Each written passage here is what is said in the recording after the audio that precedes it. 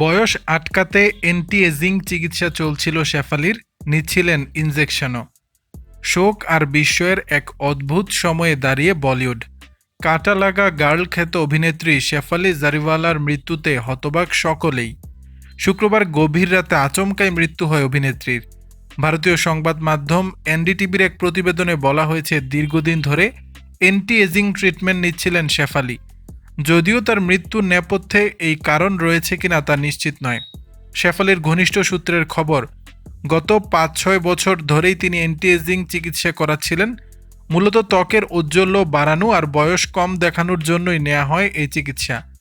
সূত্র জানাচ্ছে, সেই চিকিৎসায় নিয়মিত দেওয়া হতো ভিটামিন সি আর গ্লুটাথিয়ন ইনজেকশন। গ্লুটাথিয়ন মূলত ডিটক্সিফিকেশন এবং স্কিন ফেয়ারনেসের ত্বক ফর্সার জন্য ব্যবহৃত হয়। চিকিৎসকের কথায় এই ওষুধ সরাসরি হার্টের ক্ষতি করে এমন কোনো বৈজ্ঞানিক প্রমাণ নেই। এটা কসমেটিক চিকিৎসা। মৃত্যুর কারণ এই চিকিৎসা কিনা সেটা নিশ্চিত হবে ফরেনসিক রিপোর্টে। এর আগে শুক্রবার গভীর রাতে মুম্বাইয়ের বাড়িতে আচমকা অসুস্থ হয়ে পড়েন শেফালি। স্বামী পরাগ তাকে দ্রুত নিয়ে যান বেলভিউ মাল্টি স্পেশালিটি হসপিটালে, কিন্তু ততক্ষণে সব শেষ।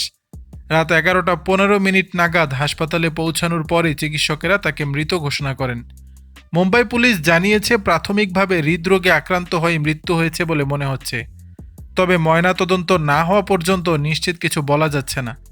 উল্লেখ্য, 2002 সালের ভাইরাল মিউজিক ভিডিও কাটা লাগা দিয়েই রাতারাতি তারকা হয়েছিলেন শেফালি। এরপর মুঝসে শাদি কারোগি ছবিতেও দেখা যায় তাকে।